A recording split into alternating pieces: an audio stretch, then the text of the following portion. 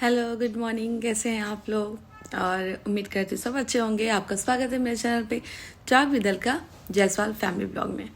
अ, जैसा कि आप लोग को पता है कि अभी वीडियोस नहीं आ रही है, बट कभी कुछ ऐसी बातें होती है तो मुझे लगता है आपके साथ शेयर ज़रूर करना चाहिए। अभी जस्ट मुझे एक कमेंट दिखा, मैंने कहा लाओ यार 5 मिनट की वीडियो बना दूँ। हो सकता है इससे किसी के दिमाग में कुछ फितूर आ रहा हो या कभी कुछ ऐसा हो रहा हो, वो नहीं करेगा। कमेंट में लगा रही हूँ यहाँ पे, ये कमेंट है इनका। इन्होंने लिखा कि दीदी मुझे मार्केट में सोने की रिंग मिली थी और मैं उठा ली, मुझे लग रहा है गलत थी। ऐसा क्यों कह रही, पहले मैं आपको बता दूं। कल मैं लाइव आई थी और होली के एक दिन पहले हम बाज़ार गए थे। तो बाज़ार करने में हम जिस मॉल में गए थे, तो वो हमारे घर के पास ही मॉल है। तो उस मॉल में शॉपिंग करते टाइम में मुझे कपड़े के नीचे एक फ़ोन मिला। मुझे लगा था कुछ जगह मेरा है वो, क्योंकि वो मेरे ही पैर पे गिरा। तो मुझे लगा मेरा फ़ोन जो है मेरे पैर पे गिर गया है। मैं बहुत टू द पॉइंट बात करती हूँ, तो मैं डायरेक्ट पॉइंट पे आती हूँ। मैं बहुत ज़्यादा घुमाती फिराती नहीं हूँ और टाइम भी नहीं है मेरे पास। तो वो फ़ोन उठाया मैंने, और फ़ोन उठाया मैंने तो मैंने मतलब 1 मिनट तक मेरे हाथ में था। मैं कपड़े वपड़े देखती रही, मुझे याद नहीं यार मेरे को फ़ोन अजीब सा क्यों लग रहा है। जब मैंने देखा तो मेरा फ़ोन मेरे जेब में था और ये फ़ोन मेरे हाथ में था। हमने कहा यार ये फ़ोन मेरे पास कैसे क्यों आया। फिर कहा अच्छा वो कपड़ा जो गिरा है वो उस पर से ये फ़ोन गिरा था, तो मैंने सोचा ये मेरा फ़ोन है। उसके बाद से मैं 2-3 मिनट तक सोची, अपने हस्बैंड से बोली कि मैं क्या करूं, और अगर ये फ़ोन मैं किसी को देती हूं, पता नहीं वो बंदा देगा कि नहीं देगा। इस फ़ोन पे कोई फ़ोन भी नहीं आ रहा है। और दूसरी बात ये है कि ये फ़ोन मेरे ही पास क्यों मिला। अगर शायद वो फ़ोन किसी और के पास गया होता तो वो फ़ोन नहीं जाता, जिसको था वो उसको मिलता नहीं। ये तो मैं डैम श्योर हूँ कि वो मिलता नहीं। मैंने कहा अगर ये फ़ोन मुझे मिला है तो मुझे इसको उस तक पहुंचाना, कैसे पहुंचाऊं। कोई फ़ोन कॉल नहीं आ रहा था उस पर। सिक्योरिटी गार्ड को भी देती तो भाई उस पर पता नहीं वो देता कि नहीं देता, पता नहीं, बस 10 तरह के मन में ख्याल थे।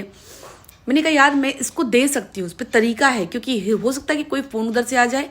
या तो मैं एक बार ट्राई करती हूँ लॉक खोलने की। मैंने लॉक खोलने की कोशिश की, नहीं खुला। 2 बार खुला, नहीं खुला। तीसरी बार में खुल गया, ईजी लॉक था, खुल गया। सबसे पहले मैं सिर्फ कॉलिंग पे गई, मैं किसी चीज़ पे नहीं गई।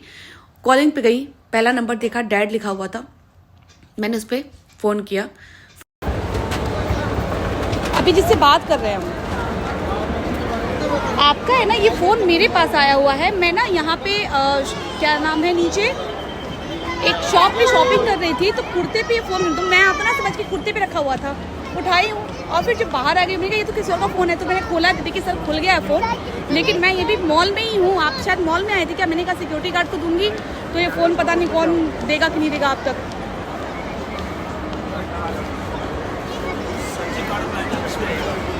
अच्छा, तो अब ये फ़ोन मेरे पास पड़ा हुआ है और मेरे पास फ़ोन पड़ा हुआ है। मैं भी मॉल में ही हूँ, फिर मैं निकल जाऊँगी। हाँ प्लीज़ करिए, देखिए किसी का फ़ोन के सामने से एक व्यक्ति उठाता है, बोलता है कि हेलो। मैंने कहा आप कौन? तो बोले कि आप कौन, आप हमारे नंबर से कॉल किए। हमने कहा सर एक्चुअली में ये फ़ोन मेरे पास है, ये फ़ोन मुझे इस मॉल में फ़लाँ जगह पे फ़लाँ टाइम पे मिला हुआ है, तो आपके वहाँ से कोई शॉपिंग करने आया लगता है। तो बोले हाँ हाँ मैडम, मेरी बीबी गई है और थोड़ी सी सीधी है वो, उसको नहीं ध्यान रहता है। और मैम रुकिए, मैं अभी फ़ोन करता हूँ अपने बेटे को, वो आके ले जाएगा। मैंने उनको बताया कि हाँ मैं कहाँ खड़ी हूँ, कहाँ नहीं खड़ी हूँ। उसके बाद से फिर मैंने वेट किया और सिक्योरिटी गार्ड के पास मैंने रखा और मैंने उनको बताया, नंबर दिया अपना, कि अगर आपको फ़ोन नहीं मिलेगा तो आप मुझे प्लीज़ बता दीजिएगा कि हाँ आपको फ़ोन मिला है नहीं मिला। उसके बाद से उनका आधे घंटे बाद कॉल आता है कि मैडम मेरा फ़ोन मुझे मिल गया है। लिटरली दिल में इतना सुकून मिला ना, इतना सुकून मिला। अगर सपोज डेट वो मेरे से 20,000 का, 18-20,000 का फ़ोन था वो फ़ोन अगर जो ले लेता, सपोज डेट मैं ही ले लेती, उससे क्या हो जाता। किसी का आत्मा दुखी करके, किसी को तकलीफ पहुंचा के हम खुश नहीं रह सकते हैं। वो औरत जो भी थी वो हाउसवाइफ थी, उसका पति घर पे जाके क्या डांटता, क्या सुनाता, क्या कुछ करता उसके साथ पता नहीं था किसी को ना।